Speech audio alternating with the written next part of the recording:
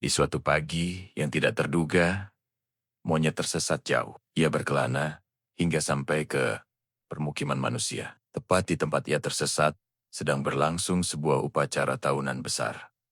Monyet mengintip, tersembunyi dari keramaian. Yang paling memukau perhatian monyet bukanlah keramaian upacara itu, melainkan sosok sang raja dengan pakaiannya yang gemerlap. Pakaiannya berwarna cerah, dihiasi perhiasan yang sebentar-sebentar berkilau, memantulkan cahaya. Monyet begitu terpesona dengan kemewahan itu. Kalau saja aku jadi raja, begitu hayalan itu melintas di benaknya, memenuhi seluruh pikirannya. Rasa iri dan ambisi besar segera muncul. Begitu pulang kembali ke tempatnya, monyet bertekad hendak menjadi raja di hutannya sendiri. Maka, tanpa membuang waktu, dikumpulkannya lah beberapa jenis penghuni hutan tempat dia tinggal. Kawan-kawan, begitu dia memulai ceritanya, penuh gaya. Kemarin, aku berkunjung ke kerajaan manusia. Wah, indah sekali kerajaan itu. Monyet berbicara dengan nada meyakinkan, penuh kebanggaan palsu. Rajanya betul-betul raja. Dia tampan, berpakaian indah, dan yang tak kalah penting, dia begitu dilayani oleh rakyatnya. Kata monyet berbohong. Aku melihat dengan mata kepalaku sendiri. Di hadapan raja, tersaji berbagai macam buah-buahan. Ramailah para hewan yang dikumpulkan itu. Banyak di antara mereka yang penasaran. Minta diceritakan lebih panjang lebar. Monyet pun melebih-lebihkan segala yang dilihatnya. Karena menganggap monyet berkata sungguh-sungguh. Decak kagum terdengar di mana-mana. Beberapa hewan menggeleng-gelengkan kepala terus-menerus. Sebagai pertanda heran, bercampur kagum yang luar biasa. Dan kawan-kawan, kalian tentu tak akan percaya kalau kuceritakan yang satu ini.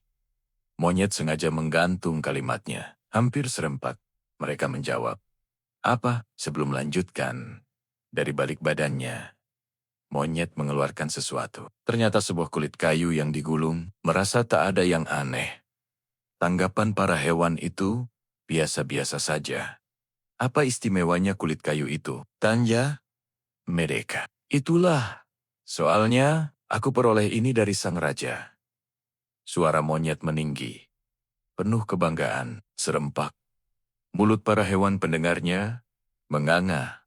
Karena tak percaya, mereka kembali saling berpandangan. Begini. Lebih baik kuceritakan saja bagaimana aku mendapatkan kulit kayu ini. Kata monyet, tersenyum penuh arti.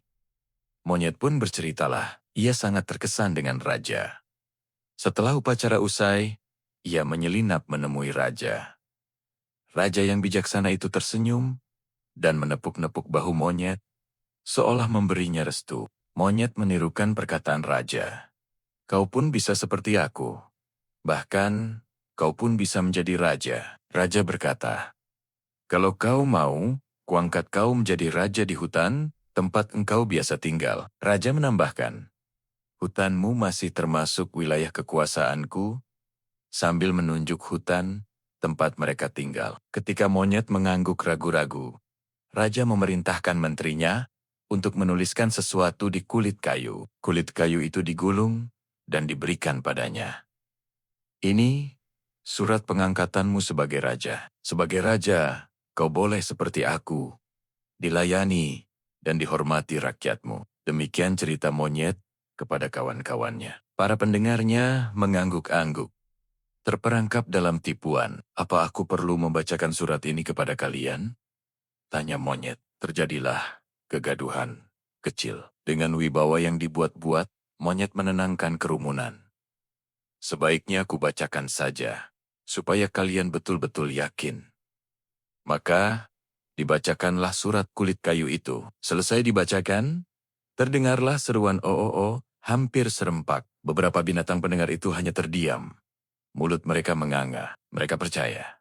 Monyet adalah raja baru. Tak satu pun di antara mereka yang tahu kulit kayu itu sesungguhnya kulit kayu biasa saja.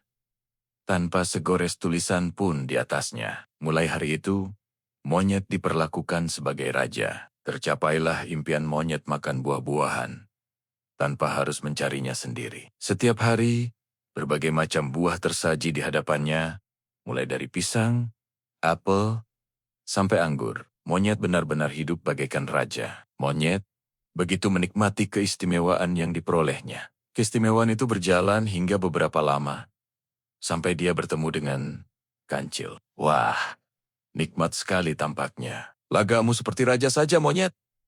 Sapa Kancil dengan nada mengejek. Monyet kaget, bukan buatan. Tetapi, kebiasaan diperlakukan sebagai raja telah memberinya ketenangan dan kewibawaan palsu. Hei, mana sopan santunmu, Sil?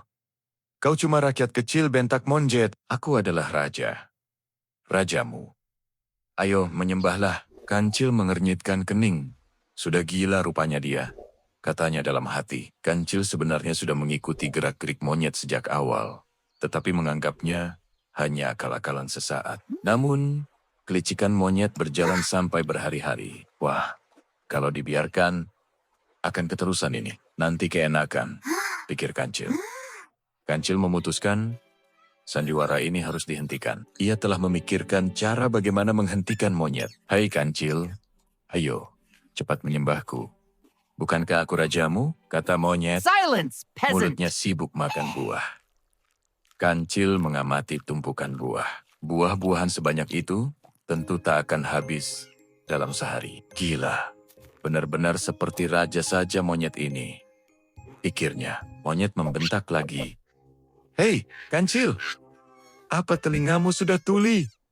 Ayo, cepatlah menyembah. Kancil tersadar, melihat monyet dengan pandangan marah. Kau benar-benar tak tahu diri, monyet. Kancil tambah marah. Apa kau bilang? Raja? Raja penipu? Monyet balas marah. Apa kau bilang, aku raja penipu? Nanti kusuruh para pengawal menangkapmu. Kancil mengalah. Baiklah, aku akan mengakui kau sebagai raja. Asal monyet senang. Asal apa? Tanya monyet. Kancil diam sebentar. Raja harus berpakaian indah dan memakai mahkota. Kalau kau telanjang seperti kami, apa bedanya kau dengan kami? Monyet membenarkan. Raja harus berbeda dengan rakyatnya, katanya dalam hati. Keinginan monyet untuk berpakaian indah sangat besar. Ia bertanya, bagaimana cara memperolehnya? Ah, gampang itu, kata Kancil. Buah-buahanmu yang banyak itu dapatlah dijadikan bahan pakaian kebesaranmu nanti. Kancil pura-pura menolak buah yang ditawarkan monyet. Tak baik dilihat hewan lain. Bisa-bisa turun wibawamu sebagai raja. Monyet senang dengan pujian itu. Ia kembali bertanya, gampang bagaimana? Kancil menjelaskan prosesnya rumit. Kau mungkin tak akan mengerti, biarpun kujelaskan seharian. Monyet kagum pada kepintaran Kancil dan mengakui dia memang pintar. Kancil menanyakan, masalahnya sekarang, bisakah kau menyediakan bahannya? Monyet meyakinkan, buah-buahan, itu soal gampang. Kancil pura-pura tersinggung dan bersiap pergi. Monyet panik, menariknya kembali. Oh, percaya. Monyet menawarkan semua buah di hadapannya, bahkan semua keranjang yang ada. Kancil pura-pura menghitung. Ini hanya cukup untuk membuat pakaian saja. Mahkotanya belum, kata Kancil. Monyet ragu, tapi memutuskan pakaian kebesaran lebih penting. Kau boleh memakai buah-buahan ini seluruhnya. Soal mahkota, biar nanti kau minta rakyatku mengumpulkan buah-buahan lagi. Monyet menyerahkan semua buah kepada Kancil. Kancil meminta monyet menyuruh hewan lain membantu membawa buah. Monyet bertepuk tangan, dan beberapa hewan pun muncul. Bawa ini ke tempatku, perintah Kancil. Ia mengedipkan sebelah matanya kepada hewan-hewan itu. Kancil menyuruh mereka menaruh buah di tempat lapang. Kumpulkan semua teman-teman yang selama ini ikut mengumpulkan buah untuk monyet celaka itu. Setelah berkumpul, Kancil berkata, sekarang, bagikan kalian yang mencari buah-buahan ini. Sekarang nikmatilah. Kancil menjelaskan bahwa monyet hanya mengakali mereka. Ingin makan buah gratis. Kulit kayu yang dibacakannya, itu bohong. Tak sepatah kata pun tertulis di sana, kata Kancil. Kancil membolak-balik kulit kayu yang kosong itu. Hewan-hewan mengerti. Selama ini mereka ditipu mentah-mentah. Jadi, jelas. Ya, mulai hari ini, Jangan ada lagi yang mengirimkan buah-buahan kepada monyet. Mengerti? Para hewan serempak menjawab. Mengerti. Sementara itu, monyet menunggu dengan gelisah kabar tentang pakaian kebesaran pesanannya. Tak juga terdengar kabar dari kancil. Lama-lama monyet curiga. Sudah beberapa hari tak seekor hewan pun mengantar buah-buahan kepadanya. Usahanya mengumpulkan hewan-hewan yang dianggapnya sebagai rakyatnya pun sia-sia. Beberapa hari kemudian, monyet tahu apa yang terjadi. Ia geram pada kancil. Binatang celaka itu selalu saja menjadi biang kerok pengganggu kesenanganku, katanya dengan kesal. Namun, diam-diam monyet mengakui kecerdikan kancil. Aku yang salah, karena ingin makan buah-buahan gratis, tanpa mau mencari sendiri. Terima kasih sudah menonton. Jangan lupa like dan subscribe ya, supaya nggak ketinggalan video seru lainnya.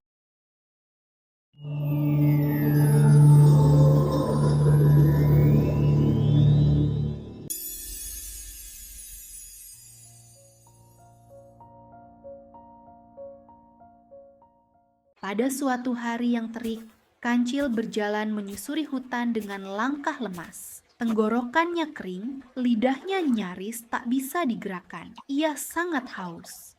"Ah, ada kali di depan sana," serunya lega.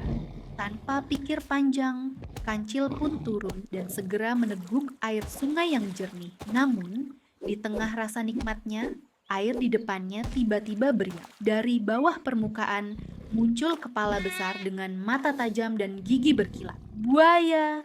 Wah, kali ini kau tak akan bisa lolos dariku, Kancil," kata buaya dengan senyum menyeramkan. Ia mengibas-ngibaskan ekornya, membuat air terciprat ke segala arah. Kancil terkejut, tapi ia berusaha tetap tenang.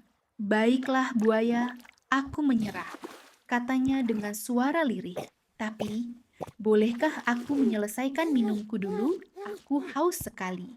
Buaya menyeringai puas. Silakan Tuan Kancil." "Tak apa, sekalian nanti perutku tidak hanya kenyang, tapi juga segar." Kancil menelan ludah. Ia pura-pura kembali minum. Padahal matanya jelalatan mencari cara untuk kabur. "Ngomong-ngomong, kalau kau belum lapar, kenapa kau mau memakanku?" tanya Kancil mencoba mengulur waktu. Buaya tertawa. "Hahaha, meskipun belum lapar, perutku masih punya ruang besar untukmu." Kancil ikut tertawa kecil. Kau bisa bercanda juga rupanya. Tapi jantungnya berdebar keras. Ia tahu waktunya hampir habis. Lalu, Kancil berpura-pura sedih. "Buaya, sebelum kau makan aku hanya ingin memikirkan keluargaku sebentar. Aku punya istri dan anak. Kalau aku mati, bagaimana dengan mereka?" Buaya yang mulai bosan justru penasaran. Lalu apa maunya? Kancil memutar otak cepat-cepat. "Begini, kami sekeluarga sudah berjanji kalau satu mati, semuanya ikut mati. Jadi, bagaimana kalau kau makan kami bertiga sekalian? Aku, istriku, dan anakku." Wah, buaya hampir meloncat kegirangan. 3 mangsa sekaligus? Sedap sekali. Air liur menetes dari mulutnya. "Tapi, aku harus menjemput mereka dulu," kata Kancil. "Sendirian? Tidak mungkin. Kau pasti kabur. Kalau begitu, kau ikut saja bersamaku," ujar Kancil. "Tapi, aku tidak pandai berenang." Buaya berpikir sejenak, lalu berkata dengan pongah, "Naik saja ke punggungku. Aku akan mengantarkanmu." Dengan hati-hati Kancil naik ke punggung buaya yang keras dan licin. Ia menahan geli dan sakit di kakinya. "Aduh, tajam benar kulitmu, buaya. Diam dan tunjukkan arah," bentak buaya. Perjalanan pun dimulai. Kancil pura-pura serius menunjuk arah, padahal di kepalanya sudah tersusun rencana licik. Ia melambai-lambaikan tangan ke buaya-buaya lain yang melihat keheranan. "Hei, lihat, aku naik kendaraan baru," katanya sambil tergelak. Akhirnya, mereka tiba di tepi sebuah desa. "Sebentar ya buaya, aku panggil dulu istri dan anakku," kata Kancil, lalu melompat ke darat. Begitu kaki Kancil menapak tanah, ia langsung berlari. Tepat saat itu, orang-orang kampung melihatnya. Itu dia, Kancil pencuri ketimun, teriak seseorang. Namun teriakan berubah arah saat mereka melihat sosok besar menunggu di pinggir kali. Itu buaya, tangkap, bunuh. Penduduk pun datang beramai-ramai membawa kayu, batu, dan tombak. Mereka menghujani buaya yang panik dan kebingungan. Akhirnya, buaya tergeletak tak bernyawa. Dari kejauhan, Kancil tertawa pelan sambil menggeleng. Maaf buaya, aku memang kecil, tapi bukan berarti aku mudah dimakan. Hari itu, Kancil melangkah pergi dengan langkah ringan, sementara air sungai kembali tenang seperti semula. Hikmah yang dapat diambil dari kisah Kancil dan buaya serakah ini adalah kecerdikan dapat mengalahkan kekuatan. Tubuh kecil bukan berarti lemah. Akal yang tajam dapat mengalahkan lawan yang lebih besar dan kuat. Keserakahan membawa celaka. Buaya yang menginginkan lebih dari kebutuhannya sendiri akhirnya kehilangan segalanya. Jangan meremehkan lawan. Menganggap seseorang lemah dapat membuat kita lengah dan terkena tipu daya. Kesabaran dalam berpikir adalah kunci. Di saat genting, Kancil tidak terburu-buru panik, melainkan mencari akal untuk menyelamatkan diri. Kerjasama dan kepedulian penting dalam hidup. Walau Kancil berpura-pura, ia menggunakan cerita tentang keluarganya untuk menggerakkan rencana yang menyelamatkan dirinya. Terima kasih sudah menonton. Jangan lupa like dan subscribe ya, supaya nggak ketinggalan video seru lainnya.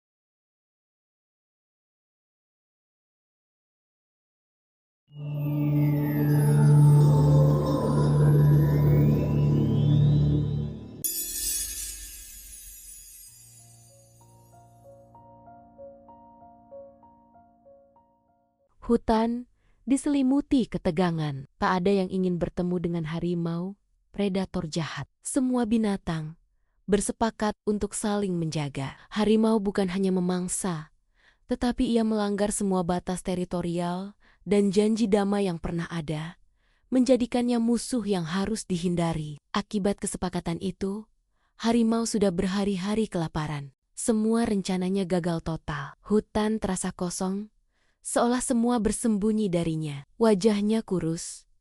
Ia merasakan sakit yang menusuk. Kalau begini terus, bisa mati kelaparan aku. Gerutu harimau penuh amarah dan frustrasi. Tiba-tiba, hidungnya yang tajam mencium aroma surga. Bau daging segar. Dengan cepat, ia menemukan sumbernya. Seonggok daging menggantung di dalam sebuah kotak kayu yang dibuat misterius. Harimau menyadari itu adalah perangkap manusia.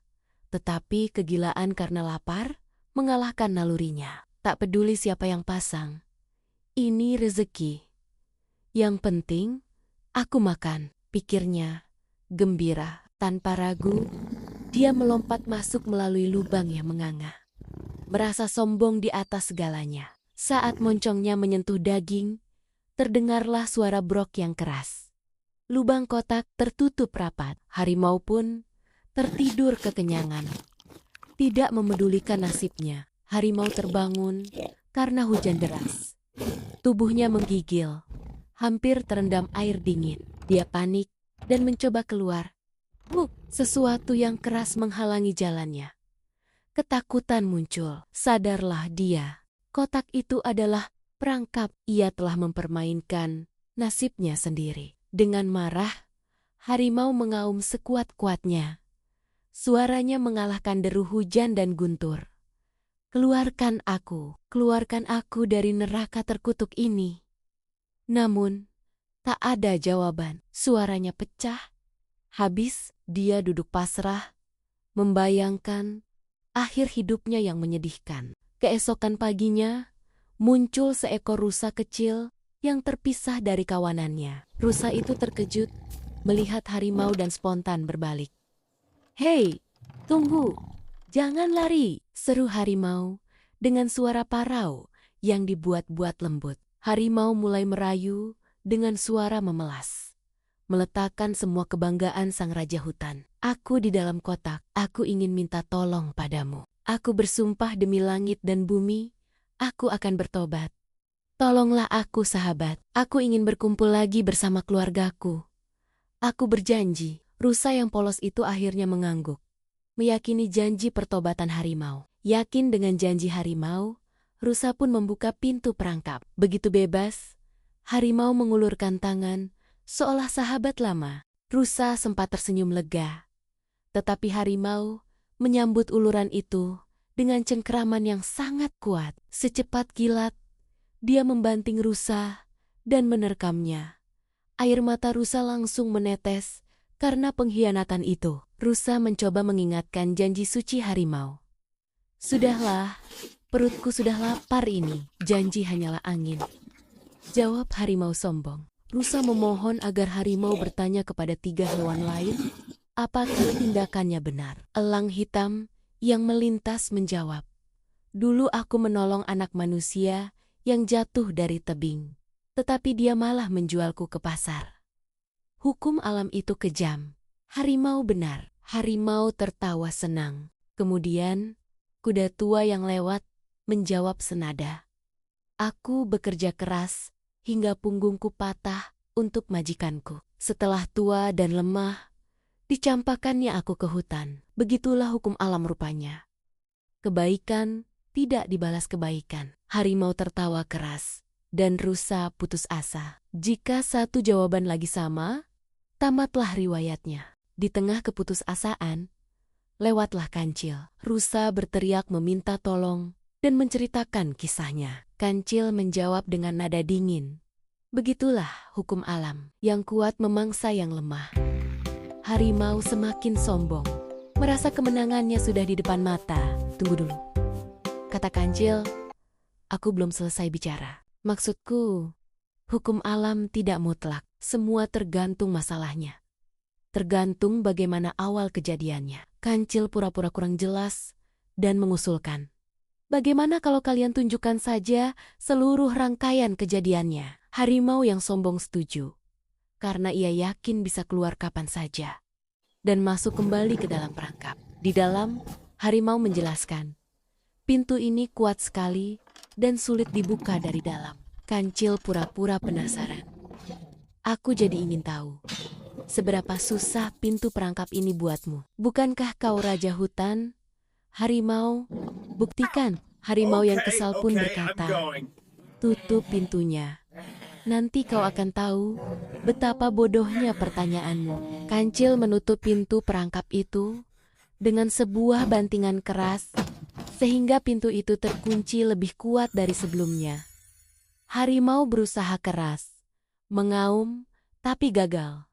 Kancil tertawa puas. Kenapa aku harus menolong hewan yang tak tahu membalas budi? Ayo rusa, kita tinggalkan dia sendiri di sini. Biarkan ia merasakan buah dari pengkhianatannya. Harimau sadar, Kancil telah menipunya. Mereka pun lari meninggalkan harimau di dalam perangkap. Kisah ini mengajarkan kita tentang harga dari kepercayaan dan pentingnya kecerdasan dalam menghadapi kejahatan. Pertama, berhati-hatilah dengan janji yang diucapkan oleh mereka yang tidak pernah menunjukkan itikat baik. Harimau, yang dikenal sebagai pengkhianat dan kejam, menggunakan janji palsu dan kata-kata manis hanya untuk menyelamatkan dirinya. Janji yang keluar dari mulut orang yang tidak berintegritas hanyalah angin yang berlalu. Jangan sampai rasa iba dan kepolosan membuat kita lupa akan sejarah buruk seseorang. Kedua, kejahatan pasti akan berbuah hukuman. Seringkali melalui cara yang tak terduga. Harimau mengira dia bisa menang dengan kekuatan dan kebohongan. Tetapi dia justru terjebak dalam perangkapnya sendiri 2 kali. Kecerdikan Kancil menunjukkan bahwa akal sehat dan kebijaksanaan kecil dan sederhana selalu bisa mengalahkan kekuatan buta dan kesombongan besar dan berkuasa. Pada akhirnya, hikmah terbesarnya adalah siapa yang menanam pengkhianatan, dia akan menuai jebakan. Kebajikan sejati harus ditujukan pada mereka yang menghargainya, dan kecerdasan adalah senjata terbaik melawan tirani dan ketidakadilan. Jangan pernah meremehkan kekuatan akal dan kebenaran, sebab kebaikan yang diperjuangkan dengan cerdik akan selalu menemukan jalannya menuju kemenangan. Terima kasih sudah menonton. Jangan lupa like dan subscribe ya, supaya nggak ketinggalan video seru lainnya.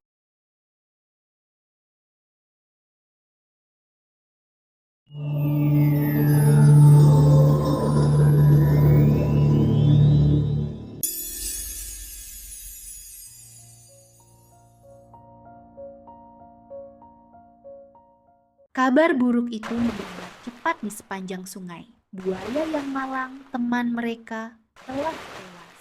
Dan yang paling membuat darah mereka mendidih, pelakunya adalah kancil si cerdik yang licik, yang telah menipu rekan mereka.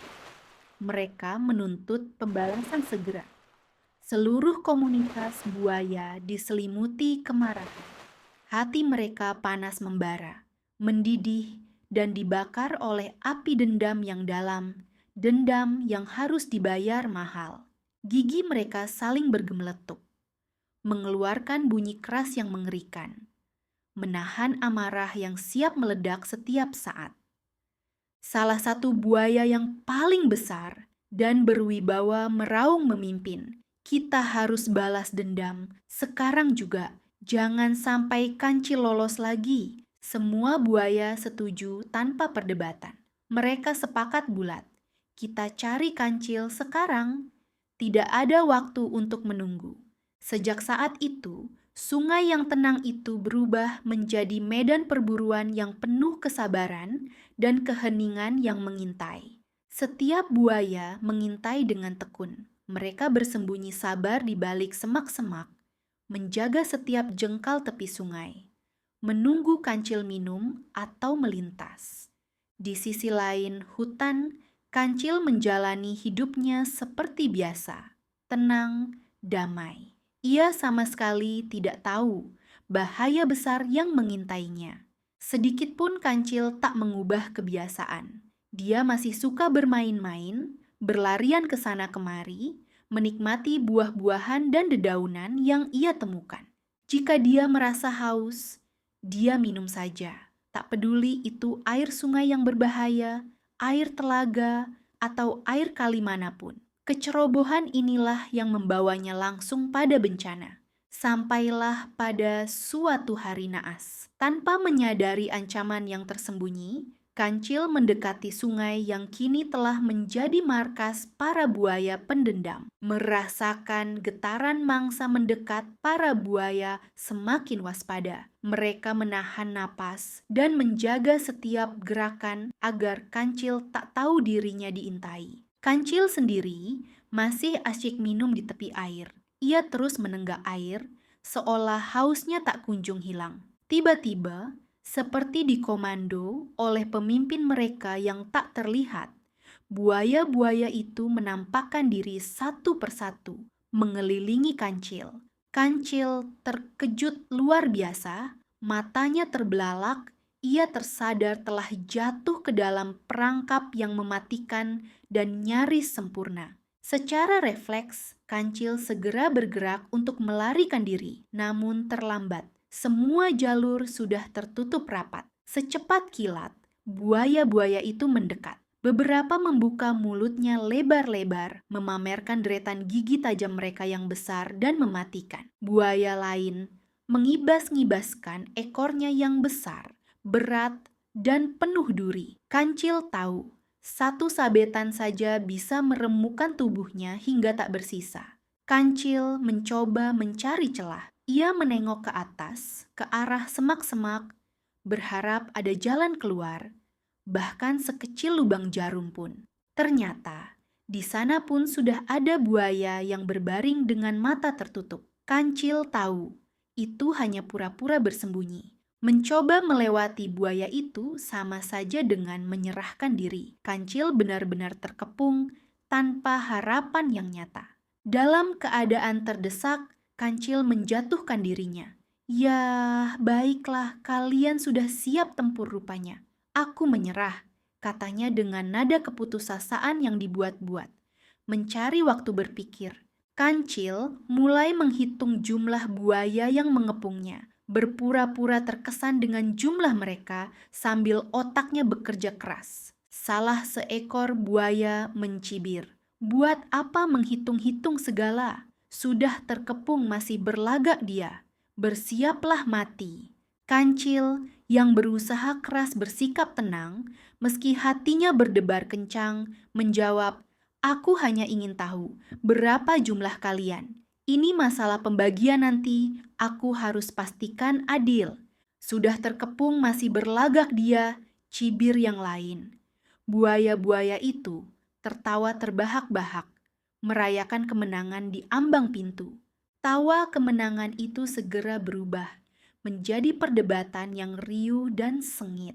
"Sekaranglah saatnya kita habisi dia," kata seekor buaya maju selangkah. "Jangan, biar langsung aku telan saja," usul yang lain. "Tidak, serahkan padaku, biar dia rasakan kibasan ekorku," balas buaya yang lain. "Aku saja yang kunyah-kunyah dia." Semuanya berebut, menawarkan cara mereka sendiri untuk melampiaskan dendam. Suara mereka penuh kemarahan dan kekejaman, mengacaukan suasana sungai. Kancil pun menggigil ketakutan. "Habislah aku sekarang," batinnya. Ia tahu ia harus cepat bertindak, memicu perpecahan. Namun, di tengah keriuhan itu, Kancil tiba-tiba mendapat akal jenius. Dengan ketenangan yang dibuat-buat, Kancil pun bicara. "Wah, wah, wah, belum apa-apa kalian sudah bertengkar. Kalian ini memang benar-benar hanya mementingkan diri sendiri," tegurnya dengan suara lantang dan provokatif, sengaja memancing amarah mereka. Sudah jelas tinggal menunggu ajal, masih berani pidato dia. Cibir salah satu buaya, matanya menyala. Kancil tetap tenang dan melanjutkan triknya. "Masalahnya, jumlah kalian sangat banyak. Bagaimana kalian bisa membagi tubuhku yang kecil ini dengan adil dan rata?" Ia menantang. "Apalagi kulihat kalian berebut seperti itu. Bagaimana kalian mau membagi adil tubuhku yang cuma sebegini besarnya?" "Alah, sudahlah, itu urusan kami. Kalau cuman membagi-bagi tubuhmu, itu urusan kecil," jawab buaya paling besar dengan sombong. "Iya, tapi bagaimana caranya? Aku menanyakan metodenya," tanya Kancil lagi, menekankan kelemahan dalam rencana mereka. Buaya-buaya itu terdiam sejenak. Mereka saling berpandangan, kebingungan. Dalam hati mereka berkata, "Benar juga Kancil, kami belum memikirkan cara pembagiannya." Ramailah buaya-buaya itu dengan pertanyaan bagaimana. Tak satu pun bisa menjawab. Fokus mereka pecah total dari Kancil. Kancil tersenyum penuh kemenangan dalam hati. Ia telah berhasil mengalihkan perhatian. "Lihat, kalian sendiri tak tahu jawabannya." Memecahkan kesunyian yang tegang, Kancil menawarkan, "Aku ada usul." Buaya terbesar menyetujui, meskipun kesal. "Ya, bagaimana usulmu? Cepat katakan." Kancil sengaja bertele-tele lagi, menikmati setiap detik yang membuat para buaya semakin kesal. Begini bagaimana? Cepat sedikit, kau mengulur-ulur waktu," bentak si besar tak sabar. "Jangan main-main Kancil, jangan buat kesabaran kami hilang," ancam buaya-buaya lain. Mata mereka mulai memerah karena frustrasi. Kancil tertawa dibuat-buat untuk meredakan ketegangan. "Sabarlah, semua akan selesai sebentar lagi, kalian hanya perlu mendengar." Beberapa buaya mulai menggeram dan mengibas-ngibaskan ekornya, menunjukkan puncak kemarahan yang tertahan. Akhirnya, Kancil mengusulkan, "Bagaimana kalau aku saja yang menentukan soal pembagian tubuhku? Siapa mendapat apa?" Begitu. Setuju? Para buaya saling berpandangan, bingung tetapi tertarik. Siapa mendapat apa? Itu maksudnya bagaimana? Bicara yang jelas. Kancil meyakinkan, "Akulah yang akan menentukan. Misalnya, kau akan mendapat bagian kepalaku, kau kakiku sebelah kanan, kau kakiku sebelah kiri, dan seterusnya. Oh, begitu, seru mereka serempak. Mereka baru paham. Rencana ini terdengar sangat adil. Air liur mereka menetes membayangkan daging kancil. Mereka sudah mencium aroma santapan yang terbagi rata. Kancil kembali tersenyum licik.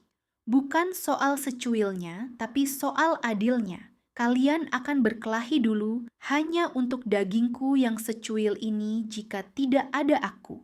Diam-diam, banyak buaya yang terkesan. Benar-benar pintar dia, pikir buaya terbesar, meyakini kancil adalah penjamin keadilan. Buaya terbesar mengangguk. Baiklah, kami terima usulmu. Ini demi keadilan. Sekarang bagaimana caramu membaginya? Oh, itu bukan perkara susah, jawab kancil menyembunyikan tawa. Sekarang berjajarlah kalian dari pinggir sini ke pinggir sana. Aku akan menghitung kalian. Tanpa perlu dikomando lagi, buaya-buaya itu dengan patuh berjejer rapi, mengapung di atas sungai, membentuk jembatan yang sempurna. Diam-diam, kancil mencari daun-daunan dan kulit kayu. Ia membungkus kakinya, melindungi diri dari duri tajam di punggung buaya. Setelah barisan buaya itu kaku dan sempurna, kancil mulai menjalankan aksinya. Ia melompat-lompat di atas punggung buaya sambil menghitung. 1, kau, karena kau paling besar, mendapat kepalaku. 2, kau kaki kiri bagian depan. 3, kau kaki kanan bagian belakang. Kancil melompat dan melompat. Kakinya bergerak gesit dan ringan dari satu punggung buaya ke punggung buaya berikutnya. 4, kau paha bagian atas. 5, kau paha bagian bawah. 6, dan seterusnya. Suara kancil menggema, mengatur irama lompatan dan pembagian. Kancil terus melompat dengan lincah, tak ada satupun duri yang melukainya. Ia telah berhasil mempermainkan musuhnya. Hingga akhirnya, dari punggung buaya terakhir, kancil membuat lompatan besar ke daratan di seberang sungai. Ia selamat. Kancil berdiri dengan pose kemenangan dan berteriak keras ke arah para buaya yang masih berjejer rapi dan bodoh. Terima kasih kawan-kawanku yang baik, kau telah menolongku menyeberang. Dadah, sampai jumpa lagi. Barulah para buaya itu sadar bahwa mereka telah ditipu mentah-mentah.